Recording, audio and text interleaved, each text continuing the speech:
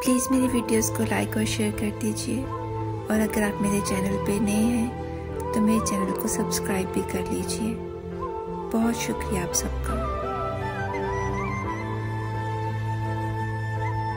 बीवी को शादी के चंद साल बाद ख्याल आया कि अगर वह अपने शौहर को छोड़कर चली जाए तो शौहर कैसा महसूस करेगा।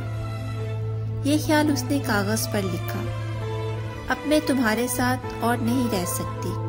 मैं अब बोर हो गई हूँ तुम्हारे साथ। मैं घर छोड़ के हमेशा के लिए जा रही हूँ। इस कागज को उसने मेज पर रखा, और जब शौहर के आने का टाइम हुआ तो उसके रद्द-ए-अमल को देखने के लिए वो बिस्तर के नीचे छुप गई। शौहर आया और उसने मेज पर रखा कागज पढ़ा। कुछ देर की खामोशी के बाद उसने इस कागज पर कुछ लिखा, और फिर वो खुशी के मारे झूमने लगा, गीत गाने लगा, रक्स करने लगा और कपड़े बदलने लगा।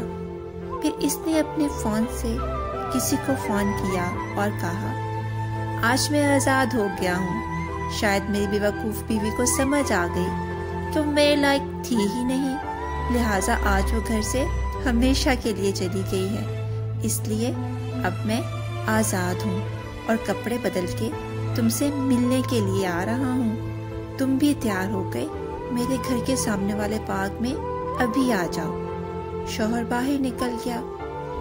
आंसू भरी आंखों से बीवी बिस्तर के नीचे से निकली और कांपते हुए हाथों से कागज पर लिखी लाइन पढ़ी, जिस पर लिखा था, बेड के नीचे से पाँव दिखाई दे रहे हैं बावली।